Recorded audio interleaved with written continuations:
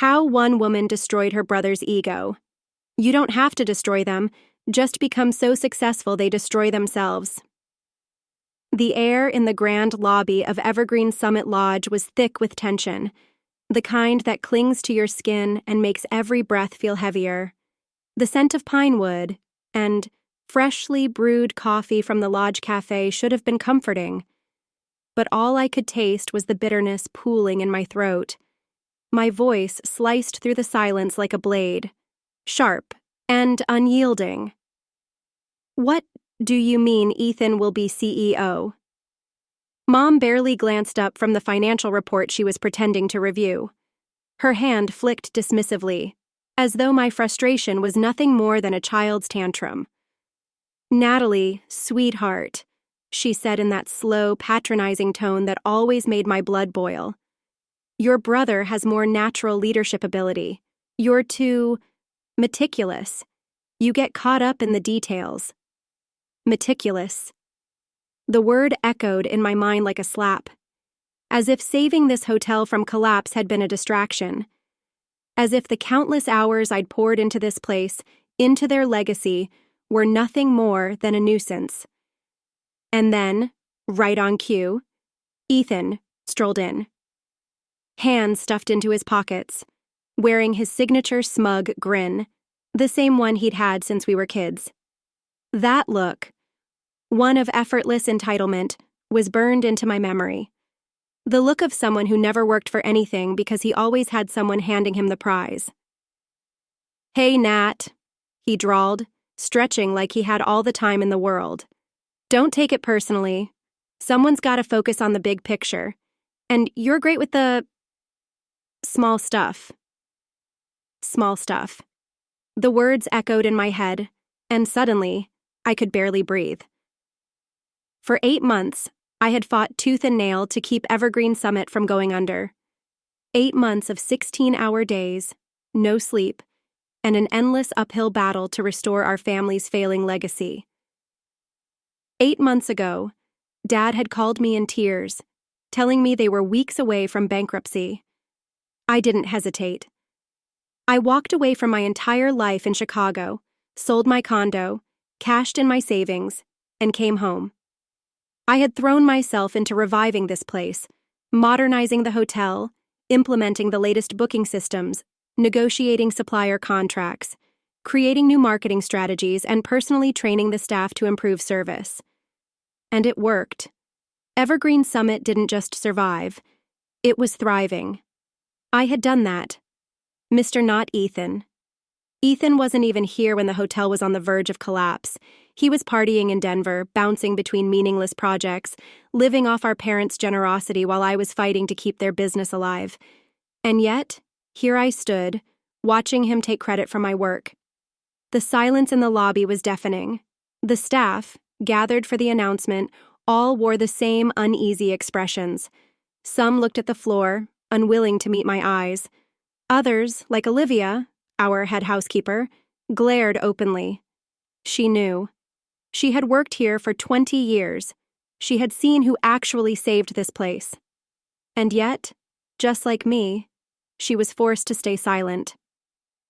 I fought to keep my expression neutral, refusing to let Ethan see the fire burning in my chest. But inside, something snapped. Because this wasn't just unfair. This was a repeat of my entire life. Ethan had always been untouchable. 3 years younger than me, he coasted through life.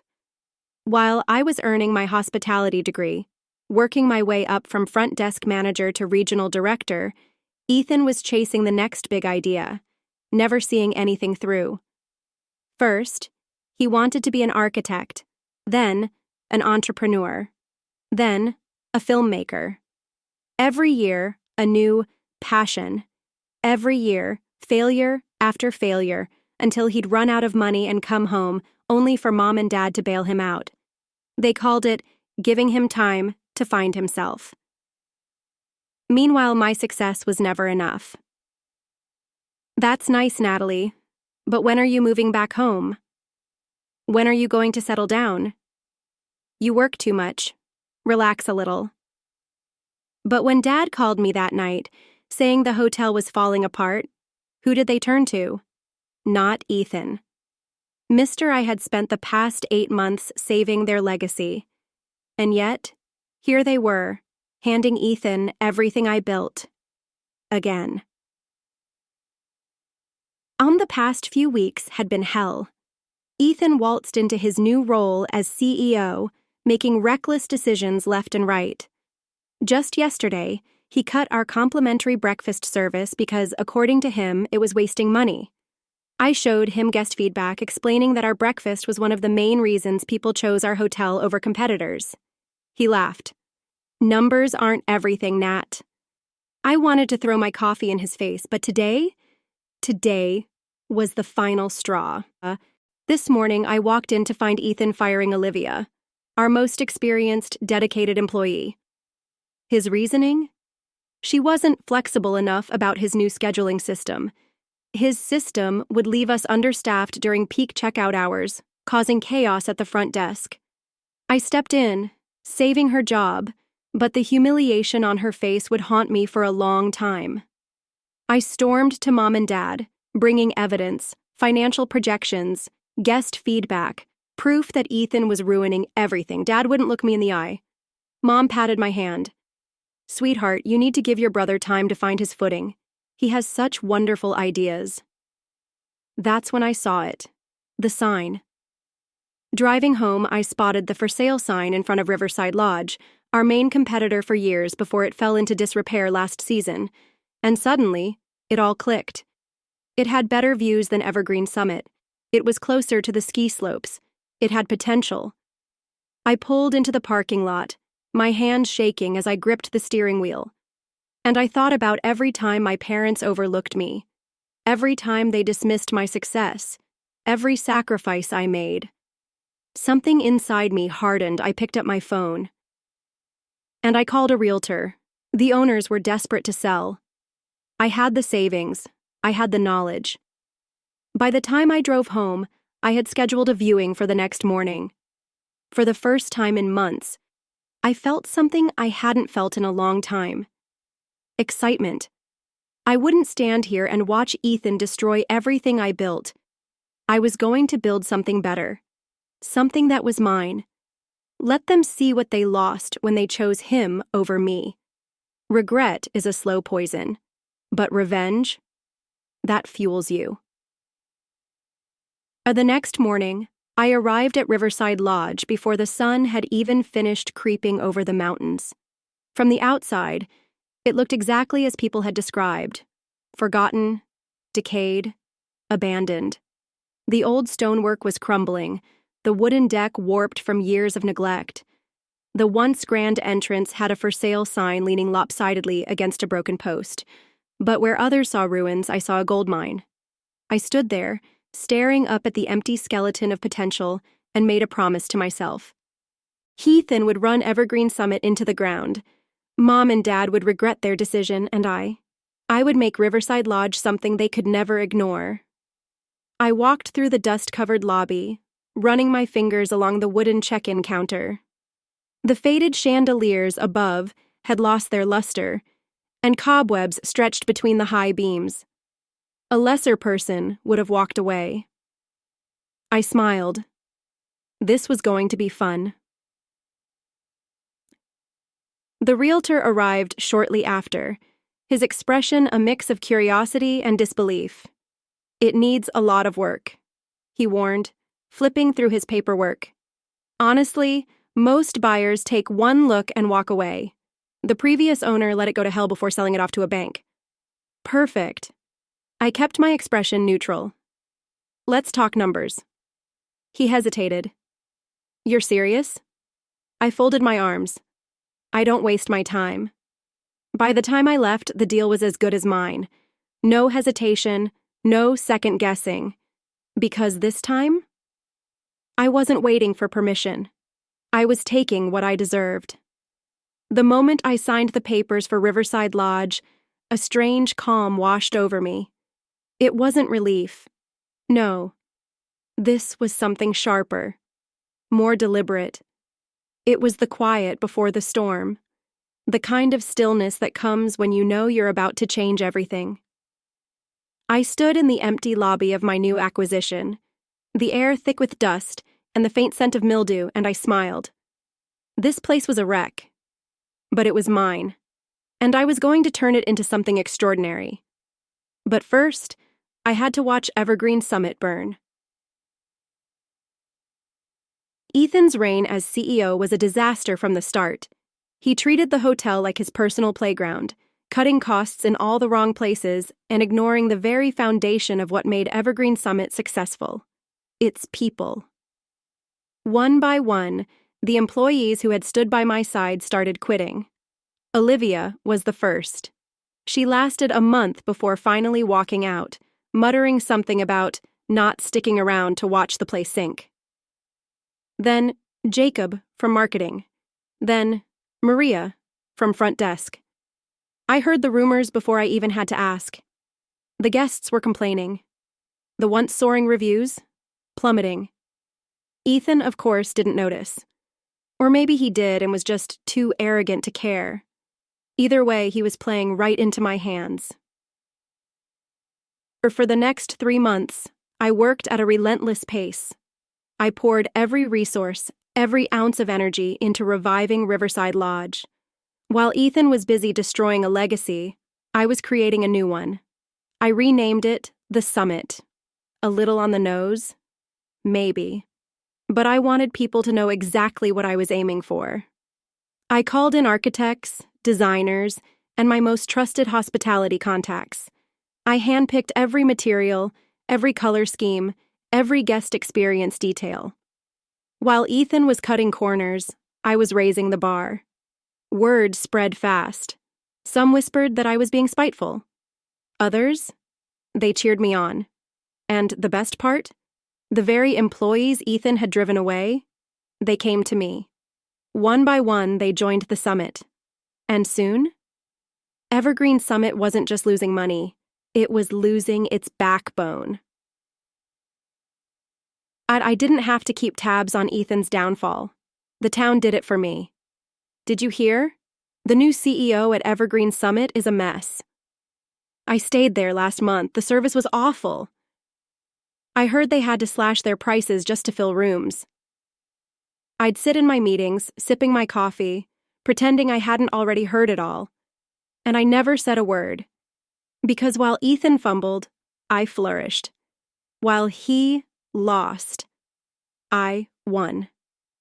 And soon, even Mom and Dad couldn't ignore it. And the first time Mom brought up my hotel, it was during a family dinner I had zero interest in attending. So, Natalie, I heard the summit is doing well. I didn't even look up from my wine glass. Yeah, it is. Ethan scoffed, rolling his eyes. Right. Because stealing our staff and customers is such a success story? I smiled. No one was stolen, Ethan. They left. Because you gave them a reason to. His jaw tightened. Good. Mom sighed, trying her best to soften the tension. We didn't expect you to open something so close to home. I shrugged. You didn't expect me to succeed. The silence that followed? Delicious. 2 weeks later, I got a call I never expected. Dad. His voice was strained, hesitant. Natalie, I was wondering if we could talk. I already knew what this was about. Evergreen Summit was crumbling. They needed me. But this time, I held the power. I leaned back in my chair, staring out at the breathtaking view from my office at the summit. For the first time in my life, I had control over my own fate. For the first time in my life, I wasn't chasing their approval. And for the first time in my life, they were the ones who needed me. I smiled. Sure, Dad. Let's talk. The morning sun streamed through the floor-to-ceiling windows of my office at the summit, casting a golden glow over the sleek, modern space. I sat at my desk, a steaming cup of coffee in hand, scrolling through the latest reviews of the hotel. 5 stars. Again. The buzz of success was intoxicating, but it wasn't just the accolades that fueled me. It was the knowledge that miles away, Evergreen Summit was falling apart. The call from Dad had been inevitable. Evergreen Summit was drowning and they were desperate. But desperation doesn't erase years of neglect, and it certainly doesn't erase betrayal. I had agreed to meet them, but on my terms. Not at their house. Not at Evergreen Summit. They were coming to me. The private dining room at the summit was a masterpiece of understated elegance. Polished wood floors, soft lighting, and floor-to-ceiling windows that framed the breathtaking mountain views. I sat at the head of the table, waiting. When they walked in, Mom's eyes darted around the room, taking in every detail. I could see it in her face, the realization that this place was better than Evergreen Summit had ever been. Dad cleared his throat. Natalie, He hesitated, looking older, more tired. We need your help. Mom, always the strategist, jumped in. You could come back, not just as an advisor. We could restructure, find a way for you to be in charge. I let the silence hang between us. The old me would have jumped at the chance, would have seen this as a long overdue validation. But now, I didn't need Evergreen Summit, they needed me. I leaned forward. I have a better idea. They looked at me, hope flickering in their eyes. Sell it to me. The words hit the table like a thunderclap. Mom blinked. Dad paled. What? Sell me Evergreen Summit, I repeated. Cut your losses. Walk away. Mom bristled. You want to take the family hotel? I took a sip of my wine. You already lost it. They had. To bad management, to arrogance, to their refusal to believe in me. Dad rubbed his temples. We'd have to discuss. Don't take too long, I interrupted, standing up. Because once the bank takes it, you won't have anything left to sell. With that, I walked out, leaving them sitting in my hotel, at my table, under the weight of their own mistakes. The next morning, I woke up feeling lighter than I had in years. Maybe it was the crisp mountain air drifting through my open balcony doors. Or maybe it was knowing that for the first time, I was truly in control. Evergreen Summit wasn't my problem anymore. It was theirs. Mom and Dad had spent years doubting me, dismissing me. And now, they were sitting in my hotel in my success, realizing they had chosen the wrong person. And I had given them one last chance to make it right. Sell it to me. Now, all I had to do was wait. And they didn't call that day, or the next. I wasn't surprised. They were desperate, but they were also proud. Giving up Evergreen Summit would be like admitting they had failed. But reality was closing in. The bank was ready to seize the property, and once that happened, they wouldn't have a choice, they'd lose everything. Olivia texted me a few times with updates. Ethan hasn't shown up to work in days. Guests are leaving halfway through their stays. Staff is basically running things without leadership. I let the messages roll in, but I didn't respond. Because this wasn't my mess to clean up. Not yet. 3 days later, I sat across from my parents in a cold, quiet office. The contract lay between us, the weight of their failure pressing down on them. Mom's hand trembled as she picked up the pen. She hesitated, looking at me like she wanted to say something, an apology, a plea, anything. But there was nothing left to say. She signed, then Dad, then me. And just like that, Evergreen Summit was mine. I let the words sink in, took a slow breath. Power had finally shifted. I'll have my lawyers draft the terms, I said. She hesitated. We still want to keep some say in the... No. My tone was calm, firm, final. If I was taking it, I was taking everything. I wasn't just going to fix their mistakes. I was going to erase them. And the deal happened fast. Faster than I expected. The bank was circling, ready to take control, so my parents signed over the hotel at a fraction of what it was worth. Ethan? He didn't even show up. I heard through Olivia that he'd left town. Some vague excuse about needing a break. But we both knew the truth. He was running. Because for the first time in his life, he couldn't charm his way out of failure. And I was taking back what should have been mine all along. The first thing I did after signing the papers, I walked into Evergreen Summit unannounced. The staff, those who had stuck around, stared, uncertain. They had been left in chaos, abandoned by leadership, but I could see it in their eyes. Hope. Because they remembered. They remembered who had fought for them, who had trained them, respected them, made them believe this place could be great again.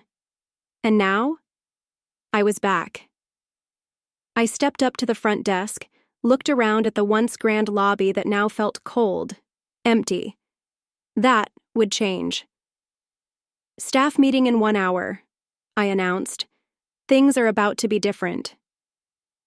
The staff meeting room at Evergreen Summit was packed. Housekeeping, front desk workers, kitchen staff, everyone was there. They looked at me with a mix of curiosity and exhaustion. They had been through hell, and now they were waiting to see if I was just another false promise. I didn't waste time.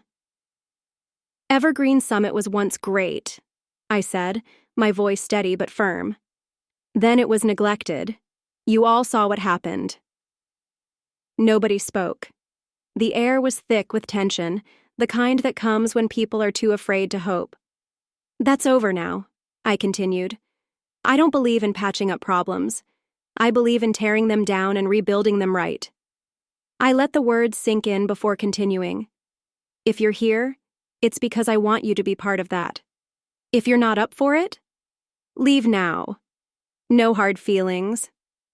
A few exchanged nervous glances, but no one moved. Good.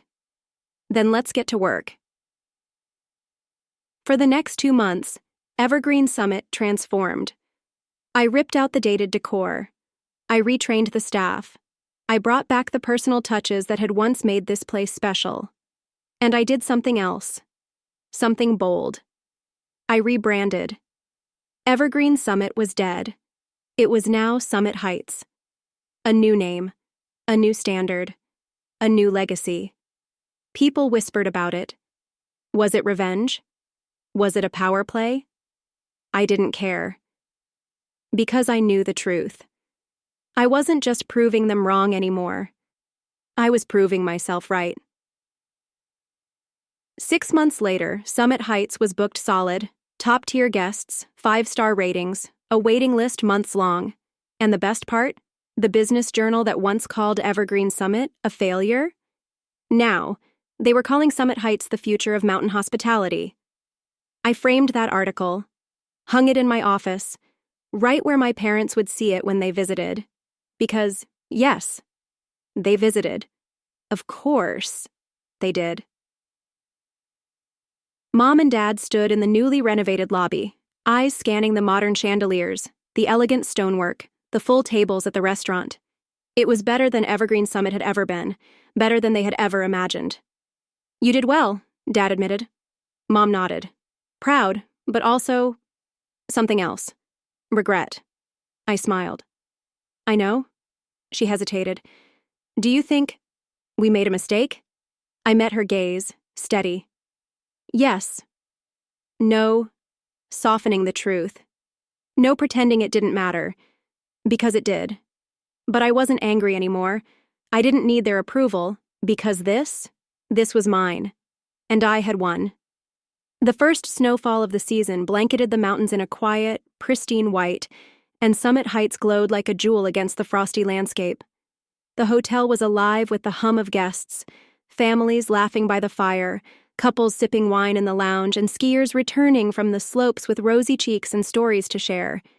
It was everything I had dreamed of, everything I had fought for. But as I stood in the lobby, watching the scene unfold, I realized something.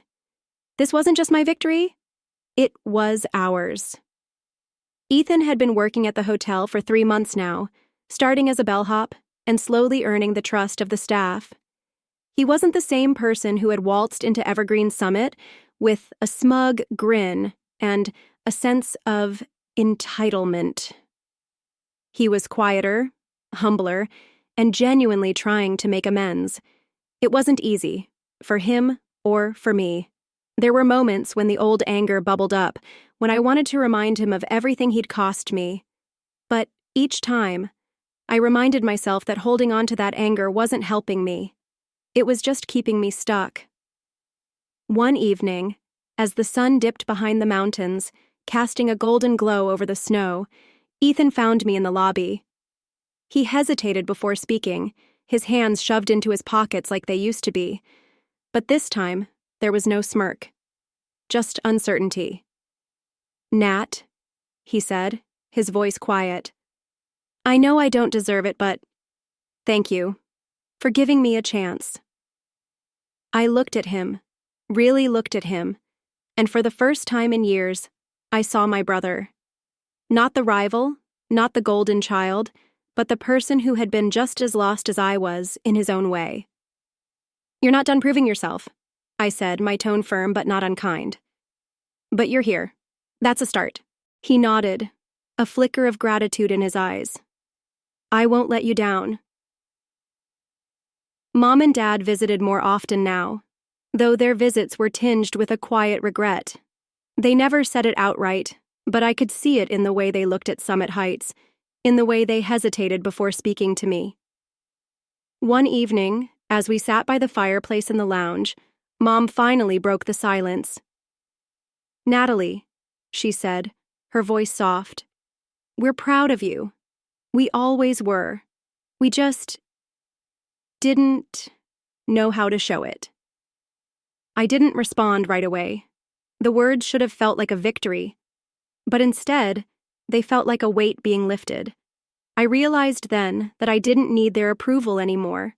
I had built something extraordinary, something that stood on its own. But hearing them say it, that was its own kind of closure. "Thank you," I said finally, "but this isn't about you. It's about me, and I'm proud of myself." Dad nodded, his eyes glistening. "You should be." Mom and Dad had spent years doubting me, dismissing me, underestimating me. But as they stood in the lobby of my hotel, the one they never believed I could build, I knew the truth. They didn't raise a failure. They raised their biggest regret. The years that followed were a blur of growth and success. Summit Heights became a destination, not just for its luxury, but for its heart. The staff, many of whom had been with me since the beginning, became like family. Olivia, now the general manager, often joked that we'd built an empire from the ashes of Evergreen Summit. And in a way, we had. Ethan stayed on, working his way up to a management role. He wasn't perfect, but he was trying. And for the first time in our lives, we weren't competing. We were working together, building something neither of us could have done alone. One winter evening, as I stood on the balcony of my office, watching the snow fall over the mountains, I felt a sense of peace I hadn't known in years. The anger, the bitterness, the need to prove myself, it was all gone. In its place was something softer, something stronger. Pride. Not just in what I'd built, but in who I'd become. The journey hadn't been easy. There had been moments when I thought I'd break under the weight of it all, but I hadn't. I'd fought, I'd rebuilt, and I'd found a way to let go. As I turned to go back inside, I caught a glimpse of my reflection in the glass. The woman staring back at me was someone I barely recognized, not because she was different, but because she was finally, unapologetically herself. Natalie's story is one of resilience, redemption, and the power of letting go. She didn't just rebuild a hotel, she rebuilt herself. And in doing so, she created a legacy that would endure long after the snow had melted and the mountains had faded into the horizon. Thank you for joining Natalie on this journey. If her story resonated with you, remember this. Sometimes the greatest victories come not from proving others wrong, but from proving yourself right. What will your legacy be?